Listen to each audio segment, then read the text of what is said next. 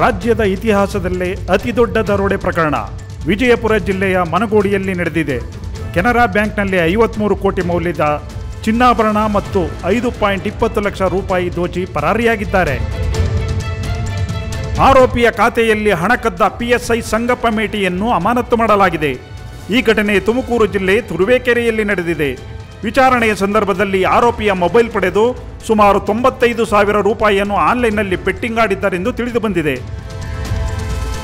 ಶಿವಮೊಗ್ಗ ಜಿಲ್ಲೆ ತೀರ್ಥಹಳ್ಳಿ ತಾಲೂಕಿನ ರಾಮಕೃಷ್ಣಪುರ ಮತ್ತು ಹೆಗ್ಗೋಡು ಮಧ್ಯದ ಮೇಗರವಳ್ಳಿ ಅರಣ್ಯ ಪ್ರದೇಶದಲ್ಲಿ ಅಪರಿಚಿತ ವಾಹನವೊಂದು ಕಾಡುಕೋಣಕ್ಕೆ ರಭಸದಲ್ಲಿ ಡಿಕ್ಕಿ ಹೊಡೆದು ತೀವ್ರ ಗಾಯಗೊಂಡ ಕಾಡುಕೋಣ 1 ಗಂಟೆಯ ನಂತರ ಮೃತಪಟ್ಟಿದೆ.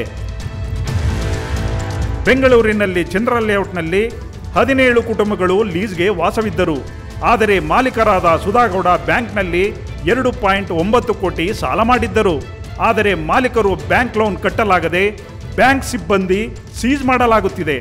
ಈಗ 17 ಕುಟುಂಬಗಳು ಬೀದಿ ಪಾಲಾಗಿವೆ.